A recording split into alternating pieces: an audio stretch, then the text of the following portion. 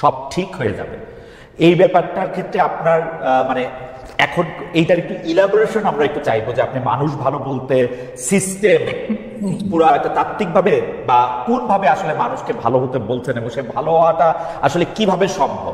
আমরা একটু জনাব মাহির কাছে ফিরি। জনাব মাহি, আপনি জনাব বদরুদ্দোজা চৌধুরীর জানাজায় দাঁড়িয়ে বলেছিলেন যে বি চৌধুরী সাহেবের শোবার ঘরে জিয়াউর রহমানের ছবি আছে, এবং যখন বেগম খালেদা জিয়া চিকিৎসার জন্য লন্ডন গিয়েছেন তার আগে আপনি ফেসবুকে তাকে শুভকামনাও জানিয়েছেন।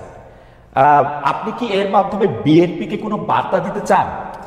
আমাদের প্রশ্নটা হচ্ছে এই জায়গায় যে কেউ কেউ বলেন বিএনপির সঙ্গে আপনাদের যে দূরত্ব, মানে সেটা জনাব চৌধুরী আজ নেই পৃথিবীতে, সেই দূরত্বের কারণ হচ্ছেন আপনি।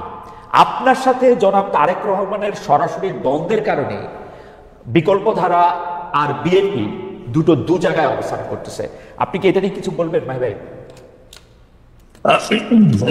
আপনার পার্থর সাথে আলোচনাটা অত্যন্ত চমৎকার, কিছু বিষয়ে আলোচনা ছিল, সেখানে কিছু বলতে পারলে একটু সুবিধা হতো। তারপর আপনি বলতে চাইলে বলতে পারেন, তারপর আপনার প্রশ্নের আগে উত্তর দিয়ে জনাব তারেক রহমানের সাথে কোনো বিরোধ আমার কখনোই ছিল না, ব্যক্তিগত দ্বন্দ্বের কোনো প্রশ্নই ওঠে না।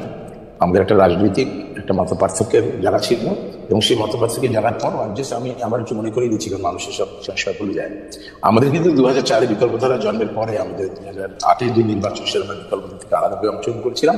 পরবর্তীতে 2009 সাল থেকে কিন্তু আমরা বিএনপির সাথে যুগপৎ আন্দোলনের রাজপথে ছিলাম। আমরা একসাথে 2014 নির্বাচন বয়কট করেছি। 2018 নির্বাচনের আওয়ামী লীগের সাথে জোটবদ্ধ নির্বাচনের সিদ্ধান্তের আগ পর্যন্ত আমরা রাজপথে বিএনপির সাথে ছিলাম। দূরত্বের বিষয়টা ঠিক না, রাজনৈতিক মতপার্থক্য জায়গায় থাকতেই পারে। দ্বিতীয়ত, শহীদ রাষ্ট্রপতি জিয়া রহমান আমাদের কাছে রাজনীতির ঊর্ধ্বে একটা বিষয় বলে আমি সবসময় বলেছি, বাংলাদেশের জাতীয় দলের রাজনীতির কথা বলছি, এবং শহীদ রাষ্ট্রপতি জিয়া রহমান তার ছবি আমাদের বাসায় সারা জীবন সবসময় ছিল, এটা ছিল আমরা এটাকে রাজনীতির অনেক গুরুত্ব মনে করি তাকে। আর দেশনেত্রী বেগম খালেদা জিয়া দেশের বাইরে যাওয়ার আগে আমি যেই ফেসবুক পোস্ট দিয়েছি, সেটার সাথে রাজনীতির কোনো বিন্দুমাত্র সম্পর্ক নাই। সেটা আমি একেবারে সন্তানের জায়গা থেকে দাঁড়িয়ে শুভকামনা করছি। কেন মাত্র এটাও বলেছেন, ব্যাখ্যা করেছি, কিছুদিন আগে আমার বাবা আমাদের চলে গিয়েছেন, যে কারণে সেই জায়গাটায় দাঁড়িয়ে আমি আমার অনুভূতিটা ব্যাখ্যা করেছি। এবং আমার ফেসবুক পোস্টে একটু ক্লিয়ারলি দেখে দেখবে, সেখানে এটাও বলছি যে রাজনীতি আমাদেরকে দূরে সরিয়ে রাখতেই পারে। সো আমি এখানে কোনো রাজনৈতিক কোনো বক্তব্য দেওয়ার জন্য, বিরোধীকে কোনো মেসেজ দেওয়ার জন্য সেটা আমি করিনি, কারণ আমি জিনিসটা বলতাম না। আমি বলেছি রাজনীতি আমাদের দূরে সরিয়ে রাখতেই পারে, কিন্তু তারপর এবং খালেদা জিয়ার সুস্বাস্থ্য, তার আরোগ্য কামনা করছি আমি, because I do feel that it was the right thing to do. এবং সেই জন্য আমি জিনিসটা করছি, এখানে আমি রাজনীতিকে আনতেই চাইনি, সেরকম রাজনীতির কোনো সম্পর্কই নেই। যেন পার্থর সাথে যে আলোচনা হচ্ছিল, সেখানে আমি একটু ভিন্নভাবে আসলে ব্যাখ্যা করতে চাই, যে অত্যন্ত গুরুত্বপূর্ণ একটা বিষয় ছিল। আমরা যখন এই 24-এর যে অভ্যুত্থানটা আমরা দেখলাম, যে বিপ্লবটা আমরা দেখলাম, এটা শুরু কিন্তু ছিল একটা কোটা আন্দোলনের মধ্যে, এবং শেষ পর্যন্ত সারা বাংলাদেশের মানুষ, বিশেষ করে প্রজন্ম, যখন এটার সাথে কানেক্ট করলো, তাদের মধ্যে 1% কিন্তু আসলে সরকারি চাকরির দাবিদার নয়। তাহলে কানেক্টটা করলো কোথায়? এখানে অত্যন্ত যে জিনিসটা আমরা আলোচনা বারবার আমরা বলে যাচ্ছি, এখানে মূল শব্দটা কিন্তু ছিল বৈষম্য মুক্ত বাংলাদেশ চাই। এই জায়গায় কিন্তু প্রজন্ম কানেক্ট করেছে। এটা শুধুমাত্র সরকারি চাকরি যারা দাবিদার নয়, তারাও কিন্তু বৈষম্য শিকার। এবং আপনি যদি দেখেন, অর্থনৈতিক বৈষম্যের শিকার, সামাজিক বৈষম্যের শিকার, রাজনৈতিক বৈষম্যের শিকার।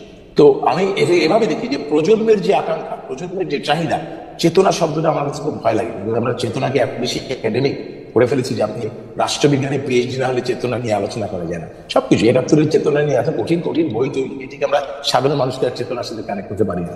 আপনি যদি জেনারেশনাল যে আকাঙ্ক্ষা, অ্যাসপিরেশন দেখেন, 52 ভাষা আন্দোলনের পরে একটা জেনারেশনাল অ্যাসপিরেশন ছিল জাতি গঠনের, এবং তারপরে 71-এর প্রজন্মের আকাঙ্ক্ষা ছিল স্বাধীনতা, 90-এর প্রজন্মের আকাঙ্ক্ষা ছিল গণতন্ত্র, আর 24-এর এই প্রজন্মের আকাঙ্ক্ষা হচ্ছে বৈষম্যমুক্ত বাংলাদেশ। এই বৈষম্য কিন্তু শুধুমাত্র সরকারি কোটার চাকরির বৈষম্য মুক্ত নয়, এখানে কিন্তু সামাজিক বৈষম্যের বিষয় রয়েছে, অনেক সিরিয়াস ম্যাটার যেখানে রয়েছে সামাজিক বৈষম্য, আপনার অর্থনৈতিক বৈষম্যের বিষয় রয়েছে, রাজনৈতিক বৈষম্যের বিষয় রয়েছে, রাজনৈতিক নেতৃত্বে এই যে এখন ইদানিং কয়েকদিন ধরে শুনছি যে আপনার রাজনীতির মধ্যে আমাদের যে কোটামুক্ত রাজনীতির কথা বলা যায়, পরিবারতন্ত্র, এখানে এখন পরিবারতন্ত্র বলে আমরা শুধুমাত্র বড় দুটো দলকে আমরা সবসময় অঙ্গুলি নির্দেশ করি, সেটা সঠিক নয়।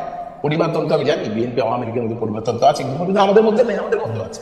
বিভিন্ন এলাকায় বিভিন্ন যে কোনো জায়গায় সংসদ সদস্যগুলো অনেক সংসদ মারা গেলে তার সাথে সাথে তার হয় তার স্ত্রী নাইলে তার সন্তান এমপি হয়ে যাচ্ছে।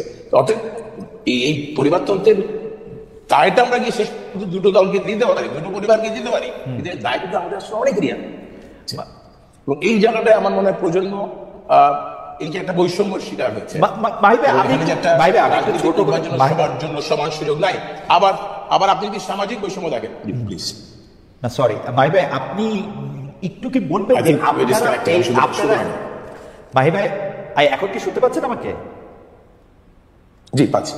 ভাই ভাই, আপনি তরুণদের যে চাওয়ার কথা বলছেন বা যে চিন্তা প্রজন্মের যে চাওয়ার কথা বলছেন, আপনি কি সেই চাওয়া ধরতে পারছেন, পেরেছেন তরুণদের চাওয়ার কাছে?